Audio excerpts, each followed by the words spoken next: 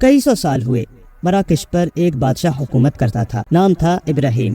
उसका एक ही बेटा था। जब ये बच्चा पैदा हुआ तो बादशाह की खुशी की इंतहा ना रही। उसने फौरन अपने नजूमी को बुलाया ताकि वो बताए कि शहजादे की किस्मत में क्या क्या है। नजूमी ने अपनी किताब खोली और इल्म नजूम के हिसाब से शहजादे की किस्मत का हाल देखा। जब नजूमी हिसाब किताब कर रहा था तो बादशाह ने देखा कि उसके चेहरे पर एक रंग आता है और एक जाता है। वो बार बार किताब के सफ़े उलट पुलट रहा था, जैसे उससे हिसाब किताब में गलती हो रही हो। जब काफ़ी देर गुजर गई और वो कुछ ना बोला तो बादशाह के सब्र की इंतहा ना रही। उसने पूछा, जल्दी बताइए, हमारे बेटे की किस्मत में क्या लिखा है? बुरी खबर है बादशाह सलामत, आप ना ही सुने तो अच्छा है, नजूमी ने अर्ज़ किया।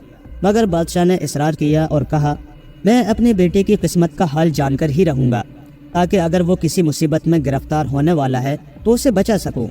कम से कम ये तो बताइए कि उसे किस चीज़ से खतरा है।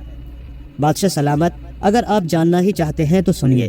पहला खतरा तो है कि आपके बेटे को शेर खा जाएगा, और अगर किसी तरह वो शेर के पंजे से बच निकला तो उसके बाद वो होगा जो मैं बताना नहीं चाहता। मैं ये मनहूस बात अपने मुंह से नहीं निकाल सकता।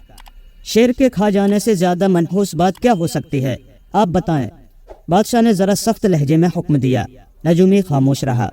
बादशाह ने पहले तो उसे डराया धमकाया, फिर उसकी मिन्नतें की। नजूमी पर बड़ी मुश्किल से थोड़ा सा असर हुआ और वो कुछ देर बाद गला साफ करते हुए बोला, बादशाह सलामत, मुझे डर लगता है। डर किस बात का? आलीजा, अगर मैंने वो सब कुछ बता दिया जो सितारे कहते हैं तो मुझे डर है कि मेरी जान की खैर नहीं। नहीं, हरगिज़ नहीं। मैं कसम खाकर कहता हूँ, तुम जो भी कहोगे सब्र से सुनूंगा, तुम्हारा बाल बीकर ना होने दूंगा। बहुत अच्छा हुजूर, नजूमी ने इत्मीनान का सांस लिया। मैं आपको सब कुछ सच सच बताता हूँ। सितारे कहते हैं कि अगर शहजादा शेर का निवाला बनने से बच गया तो वो आपको जान से मार डालेगा। बादशाह ने चुप साध ली। कुछ देर नजूमी को ऐसे देखता रहा जैसे उसे कुछ सुनाई ना दिया हो। फिर दोनों हाथ आसमान की तरफ उठाकर दुआ मांगी। दुआ के बाद नजूमी से बोला, जो कुछ भी हो, मैं अपनी और अपने बेटे की जान बचाने की कोशिश करूँगा। लेकिन ए नजूमी, सितारे गलत भी तो कह सकते हैं। हाँ, सितारे गलत भी कह सकते हैं, नजूमी ने बादशाह को खुश करने के लिए कह दिया, वरना उसे यकीन था कि सितारे गलत नहीं कहते। बादशाह इब्राहिम ने उसी वक्त अपनी बदनसीबी के साथ लड़ने का फैसला कर लिया। उसने महल से कई मील दूर पहाड़ की चोटी पर एक अलग थलग जगह तलाश की जहां इंसान और हैवान किसी का गुजर ना हो। उस जगह उसने ज़मीन के अंदर एक तहखाना बनवाया जिसमें उसका बेटा रह सके। उस तहखाने का एक ही दरवाज़ा था। उस दरवाजे को दरख्तों और झाड़ियों से अच्छी तरह ढांप दिया गया था। जब तहखाना मुकम्मल हो गया तो मासूम शहजादे को उसमें उतार दिया गया। उस वक्त शहजादे की उम्र 1-1.5 साल की थी। उसकी आया उसके साथ थी। दोनों उस तहखाने में रहने लगे। दिन, महीने और साल गुजर गए। बादशाह महीने में एक बार अपने दरबारियों के हमरा उस तहखाने पर आता। दरवाजे से नीचे कमरे में सीढ़ी लगा दी जाती। शहजादा और उसकी आया दोनों उस सीढ़ी के जरिए बाहर आते। बादशाह बेटे को गोद में लेकर प्यार करता और देर तक उसके साथ खेलता रहता। फिर ठंडी आह भरकर आया को हुक्म देता कि वो बच्चे को लेकर नीचे चली जाए। उसके बाद वो घोड़े पर सवार होता और गमज़दा दिल के साथ महल में वापस आ जाता। यही किस्सा चलता रहा और इब्राहिम का बेटा 7 बरस का हो गया। एक रोज़ इत्तेफाक से शिकारियों की एक टोली एक शेर के पीछे उधर आ निकली।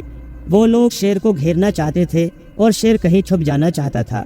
वो दौड़ता हुआ उस जगह पहुंचा जहां तहखाना बना हुआ था। जो ही शेर का भारी जिस्म गार के दहाने पर उगी हुई घास और झाड़ियों पर पड़ा, वो तहखाने के अंदर जा गिरा।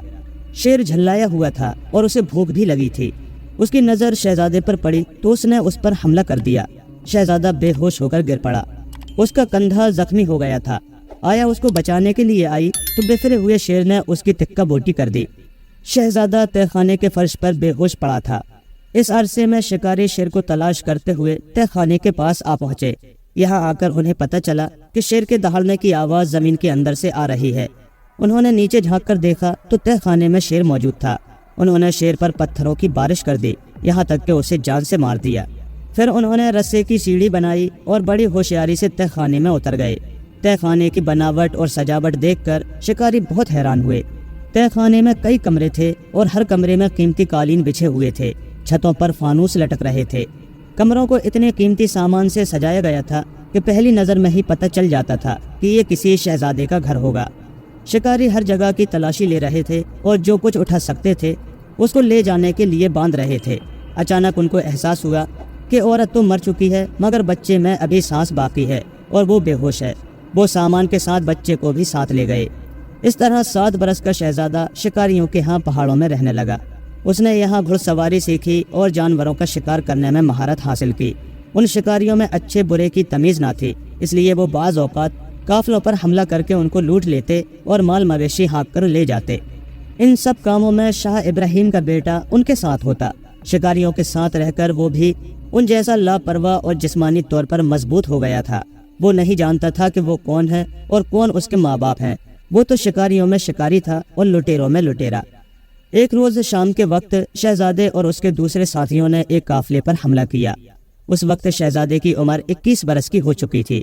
اتفاق سے یہ قافلہ بھی ہتھیاروں سے خوب لیس تھا۔ قافلے والوں نے ڈاکوؤں کا ڈٹ کر مقابلہ کیا۔ خون ریز جنگ ہوئی۔ شہزادہ زخم کھا کر بے ہوش ہو گیا۔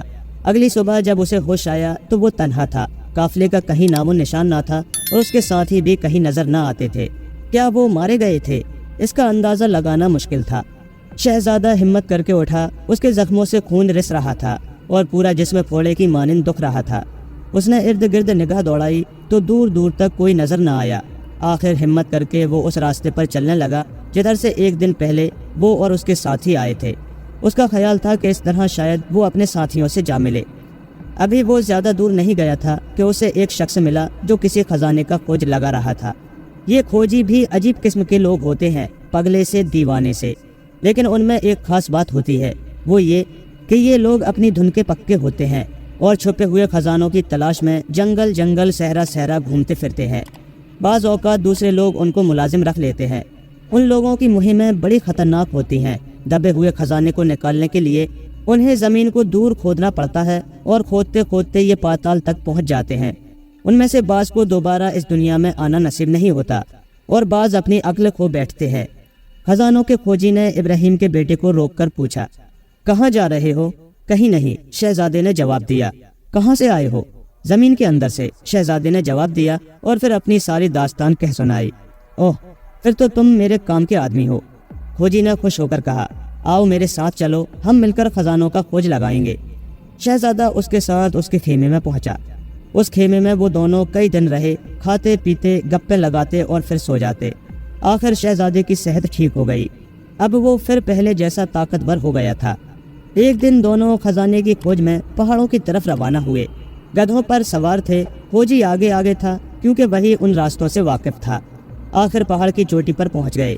ایک خاص جگہ پر رک کر کھوجی نے جیب سے نقشہ نکالا، غور سے دیکھ کر ارد گرد نگاہ دوڑائی، ہر طرف گھوم پھر کر دیکھا اور پھر اسے تسلی ہو گئی کہ وہ ٹھیک جگہ پہنچے ہیں۔ یہاں کھوجی نے اپنی چھتری زمین میں سیدھی گاڑ دی۔ دونوں نے مل کر زمین کو کھودنا شروع کیا۔ اچانک ان کی کدالیں ایک پتھر سے ٹکرائیں۔ یہ پتھر ایک بہت بڑی سی چکی کی مانند تھا۔ دونوں نے خوب زور لگا کر پتھر کو ایک طرف ہٹایا تو نیچے ایک کنواں نظر آیا۔ کھوجی نے ایک مضبوط سا رسہ شہزادے کی کمر میں کس کر باندھ دیا، موم بتی جلا کر اس کے ہاتھ میں تھما دی اور کہا، اس کنویں میں اتر جاؤ، میں رسے کو دھیرے دھیرے ڈھیل دیتا جاؤں گا۔ تہ خانے میں پہنچ جاؤ تو آواز دینا، میں ٹوکری لٹکا دوں گا۔ میرا خیال ہے کنویں میں اتنا سونا ہے کہ ہم نے 10-12 ٹوکریاں بھی کھینچ لی تو ساری عمر کسی شے کی ضرورت نہیں رہے گی۔ کھوجی کے کہنے کے مطابق شہزادہ کنویں میں اتر گیا۔ خوف کے مارے اس کا دم نکل رہا تھا۔ موم بتی کو جلائے رکھنا ضروری تھا ورنہ اندھیرے کنویں میں کچھ نظر نہ آتا۔ پیندے پر پاؤں لگتے ہی اس نے خدا کا شکر ادا کیا۔ کنویں میں پانی نہیں تھا، پانی کی جگہ سونا بھرا ہوا تھا۔ شہزادے نے زور سے کہا، سونا ہے۔ اسی وقت اوپر سے رسے میں بندھی ہوئی ٹوکری نیچے آئی۔ شہزادے نے ٹوکری کو سونے سے لبالب بھر دیا۔ کھوجی نے ٹوکری اوپر کھینچ لی، پھر دوسری ٹوکری اوپر گئی، پھر تیسری، پھر چوتھی، 5ویں ٹوکری اوپر جا کر واپس نہیں آئی۔ شہزادہ کچھ دیر انتظار کرتا رہا۔ ہر طرف خاموشی چھائی ہوئی تھی۔ اچانک گڑگڑاہٹ سی ہوئی۔ اب شہزادہ مکمل اندھیرے میں تھا۔ کنویں کا منہ بند کر دیا گیا تھا۔ اس کی موم بتی بھی بجھ چکی تھی۔ اصل میں کھوجی کی نیت خراب تھی۔ وہ نہیں چاہتا تھا کہ شہزادہ اس کے ساتھ دولت میں حصے دار بنے۔ جو ہی سونا اس کے ہاتھ لگا، اس نے اسے گدھے پر لادا، کنویں پر پتھر رکھا اور خوشی خوشی اپنے گھر کی راہ لی۔ کھوجی کے دھوکہ دینے پر پہلے تو شہزادے کو بے حد دکھ ہوا، مگر پھر اس نے یہ کہہ کر دل کو تسلی دے لی کہ موت اور زندگی خدا کے ہاتھ میں ہے۔ اگر اللہ کو میری زندگی منظور ہے تو وہ کوئی نہ کوئی راستہ نکال ہی دے گا۔ یہ سوچ کر شہزادے کا حوصلہ کچھ بڑھا اور وہ آنے والے وقت سے بے فکر ہو گیا۔ اندھیرے میں آنکھیں پھاڑ پھاڑ کر دیکھتے ہوئے اچانک اس کی نظر ادھر پڑی جدھر اس کے خیال میں خانہ کعبہ تھا۔ شہزادے نے مکے کی طرف منہ کر کے ظہر کی نماز ادا کی۔ وہ سجدے میں گرا ہوا دعا کر رہا تھا کہ اسے پانی گرنے کی مدھم سی آواز سنائی دی۔ ایسا معلوم ہوتا تھا جیسے کہیں دور جھرنا گر رہا ہے۔ وہ ٹٹولتا ٹٹولتا اسی سمت چل دیا۔ کنویں میں ایک جانب چٹانوں کے درمیان سے راستہ باہر کو جاتا تھا، مگر یہ راستہ اتنا تنگ تھا کہ آدمی رینگ کر ہی گزر سکتا تھا۔ وہ جو آگے بڑھا، پانی گرنے کی آواز زیادہ صاف سنائی دینے لگی۔ آخر وہ اس جگہ پر پہنچ گیا جہاں سے چشمہ پھوٹتا تھا۔ یہاں سخت سردی تھی، ایسا لگتا تھا کہ ساری سردی یہیں سے نکل کر پہاڑوں پر پھیلتی ہے۔ ٹھیک ہے، شہزادے نے اپنے آپ کو سمجھایا، اگر خدا کی یہی مرضی ہے تو بسم اللہ، میں اسی راستے پر چلوں گا۔ زندگی اور موت تو خدا کے ہاتھ میں ہے، یہ کہا اور بے جھجک پانی میں کود گیا۔ پانی کی تیز لہریں اسے کہیں سے کہیں لے گئیں۔ اندھیری اور لمبی سرنگوں میں سے ہوتا ہوا وہ ایک ایسے سفر پر جا رہا تھا جس کے متعلق اسے کچھ معلوم نہ تھا۔ پھر اسے اپنے سامنے روشنی نظر آئی اور یوں لگا کہ وہ اب چٹانوں سے نکل کر ایک خوبصورت ہری بھری وادی میں بہہ رہا ہے۔ اس وادی میں پہنچ کر شہزادے پر دھوپ کی گرم کرنیں پڑی تو اسے کچھ ہوش آیا۔ ہمت کر کے وہ دریا کے کنارے کی طرف تیرنے لگا، پھر پتھروں کا سہارا لے کر دریا سے باہر آ گیا۔ کافی دیر تک کنارے پر لیٹا دھوپ سے تاپتا رہا۔ سورج کی گرمی سے اس کے جسم میں طاقت آ گئی، کپڑے بھی سوکھ گئے۔ اب بھوک نے ستایا تو وہ آہستہ آہستہ دریا کے بہاؤ کے ساتھ چلنے لگا۔ اسے یقین تھا کہ دریا کسی نہ کسی گاؤں یا شہر کے پاس سے گزرتا ہوگا، کیونکہ عام طور پر بستیاں دریاؤں کے کنارے ہی آباد کی جاتی ہیں۔ اسے زیادہ چلنا نہیں پڑا۔ تھوڑے فاصلے پر اسے چند خیمے نظر آئے۔ خیمے میں رہنے والے لوگ شہزادے کو کچھ عجیب سے لگے۔ وہ شہزادے کو دیکھ کر بالکل خوش نہ ہوئے، لیکن جب شہزادے نے انہیں یہ بتایا کہ وہ کس طرح موت کے منہ سے بچ کر آیا ہے اور دنیا میں اس کا کوئی نہیں، تو ان کو رحم آ گیا۔ انہوں نے اسے کھانے پینے کو دیا اور اپنے پاس رہنے کی اجازت بھی دے دی۔ جو وقت گزرتا گیا وہ لوگ شہزادے کے دوست بنتے گئے۔ بہت دنوں بعد شہزادے کو پتہ چلا کہ ان لوگوں نے شروع میں اسے کیوں ناپسند کیا تھا۔ دراصل یہ لوگ ڈاکو تھے اور قافلوں کو لوٹ کر اپنا اور اپنے بیوی بچوں کا پیٹ پالتے تھے۔ وہ شہر سے باہر گھات لگائے بیٹھے رہتے، جو ہی کوئی قافلہ شہر میں داخل ہوتا یا باہر نکلتا اسے لوٹ لیتے۔ یہ شہر ابراہیم بادشاہ کی سلطنت میں ہی تھا۔ شہزادے کو ان ڈاکوؤں کی زندگی بے حد پسند آئی۔ وہ جلد ہی ان میں گھل مل گیا۔ میری قسمت میں یہی لکھا تھا، میں انہی کے ساتھ رہوں گا، شہزادے نے اپنے آپ کو سمجھایا اور ڈاکوؤں میں شامل ہو گیا۔ کئی مہینے گزر گئے۔ شہر کے لوگوں نے بادشاہ سے درخواست کی کہ ہمیں ڈاکوؤں کی لوٹ کھسوٹ سے بچایا جائے۔ لٹیروں کے ہاتھوں ان کی جان ہر وقت خطرے میں ہے۔ شاید ہی کوئی قافلہ ہوگا جو بغیر لٹے پٹے شہر میں داخل ہوا ہو۔ سوداگروں نے کاروبار کرنا چھوڑ دیا ہے، بازار خالی پڑے ہیں، کھانے کی چیزوں کی قیمتیں بڑھ گئی ہیں، غریبوں کی حالت بہت خراب ہے۔ بادشاہ ابراہیم کو جب یہ خبر ملی تو اس نے ڈاکوؤں سے نپٹنے کا فیصلہ کیا اور ایک فوجی دستہ لے کر شہر سے روانہ ہو گیا۔ تقریباً 20 میل کا سفر طے کرنے کے بعد فوج ڈاکوؤں کے سر پر جا پہنچی اور اس نے ان پر اچانک حملہ کر دیا۔ دونوں طرف کے آدمی بہادری سے لڑے، لیکن ڈاکو تعداد میں کم تھے، اس لیے شاہی فوج کا پلہ بھاری رہا۔ شام ہونے تک ڈاکوؤں کے بہت سے ساتھی یا تو مارے گئے یا قیدی بنا لیے گئے۔ شہزادے کو اس جنگ میں بڑا لطف آ رہا تھا اور وہ بڑی بے جگری سے لڑ رہا تھا۔ جب اس نے دیکھا کہ اس کے ساتھی کٹ کٹ کر گر رہے ہیں تو چند ساتھیوں کو لے کر پیچھے ہٹ گیا اور شاہی فوج پر تیر برسانے لگا۔ ایک تیر بادشاہ کے سینے میں جا لگا۔ شاہی فوج جیت چکی تھی، اس لیے بادشاہ نے زخم کی کوئی پرواہ نہ کی اور شہر میں واپس آ گیا۔ وہ بڑی مشکل سے گھوڑے سے اترا۔ طبیبوں کو بلایا گیا، مگر سینے کا زخم اتنا گہرا تھا کہ بادشاہ کی زندگی کی کوئی امید نہ رہی۔ اسی حالت میں کئی دن گزر گئے۔ آخر کار طبیبوں نے بتایا کہ بادشاہ کا آخری وقت آ گیا ہے، وہ اسے نہیں بچا سکتے۔ اس موقع پر بادشاہ نے اپنے نجومی کو بلایا اور کہا، کئی برس گزرے، تم نے بتایا تھا کہ اگر میرا بیٹا شیر کا لقمہ نہ بنا تو وہ مجھے مار ڈالے گا۔ جی ہاں علیجا، نجومی نے جواب دیا، اور تم کو یہ بھی یاد ہوگا کہ جب ہم نے اس تہہ خانے کی تلاشی لی تھی جس میں شہزادے کو رکھا گیا تھا تو وہاں آیا اور شیر کی لاشوں کے سوا کچھ نہ ملا تھا۔ جی، نجومی نے سوچتے ہوئے جواب دیا۔ تو پھر اے نجومی، میرے بیٹے کو کسی معجزے نے شیر کے پنجے سے بچا لیا ہے، اور یہ نوجوان وہی ہونا چاہیے کیونکہ میری موت اسی کے ہاتھوں لکھی ہے، مگر میں اس وقت ایک ڈاکو کے تیر سے مر رہا ہوں، کیا یہ ممکن ہے؟ حضور، اگر آپ کا بیٹا زندہ ہے تو وہ ڈاکوؤں کے اس گروہ میں شامل ہے۔ بادشاہ نے جب یہ سنا تو حکم دیا کہ قیدیوں کو اس کے سامنے لایا جائے۔ جب وہ آئے تو بادشاہ نے ان سے پوچھا، تم میں سے کس کے تیر سے میں زخمی ہوا ہوں؟ ایک ڈاکو آگے بڑھا اور ایک نوجوان کی طرف اشارہ کرتے ہوئے بولا، اے بادشاہ، آپ اس نوجوان کے تیر سے زخمی ہوئے ہیں۔ یہ نوجوان چند مہینے پہلے ہمارے گروہ میں شامل ہوا تھا۔ ہم میں سے کوئی بھی اس کے بارے میں نہیں جانتا کہ یہ کون ہے اور کہاں سے آیا ہے۔ ابراہیم نے نوجوان سے پوچھا، تمہارا نام کیا ہے اور تم کہاں کے رہنے والے ہو؟ مجھے ابن ابراہیم یعنی ابراہیم کا بیٹا کہتے ہیں، یہی میرا نام ہے۔ اس کے سوا میں اور کچھ نہیں جانتا۔ مجھے نہیں معلوم میرا باپ کون تھا، بس اتنا یاد ہے کہ جب میں بچہ تھا تو ایک تہ خانے میں رہا تھا، میرے ساتھ میری آیا تھی۔ پھر ایک دن وہاں ایک شیر آیا اور اس نے ہم دونوں پر حملہ کر دیا۔ میری آیا مر گئی، میں زخمی ہو گیا۔ شہزادے نے بادشاہ کو بتایا کہ کس طرح شکاریوں نے اس کی پرورش کی۔ وہ زخمی ہوا تو کس طرح خزانوں کے کھوجی نے اس کی دیکھ بھال کی، اس کنویں میں اتارا اور سارا سونا لے کر رفو چکر ہو گیا۔ پھر کنویں میں کس طرح اسے چشمے کا پتہ چلا اور وہ کنویں سے نکلنے میں کامیاب ہو گیا۔ پھر وہ ڈاکوؤں کے گروہ میں شامل ہو کر قافلوں کو لوٹنے لگا۔ ساری کہانی سنا کر شہزادے نے بادشاہ سے درخواست کی، بادشاہ سلامت، میرے ساتھیوں کو آزاد کر دیجئے۔ آپ میرے تیر سے زخمی ہوئے ہیں، ان کا کوئی قصور نہیں ہے۔ یہی میرا بیٹا ہے، ابراہیم نے کہا۔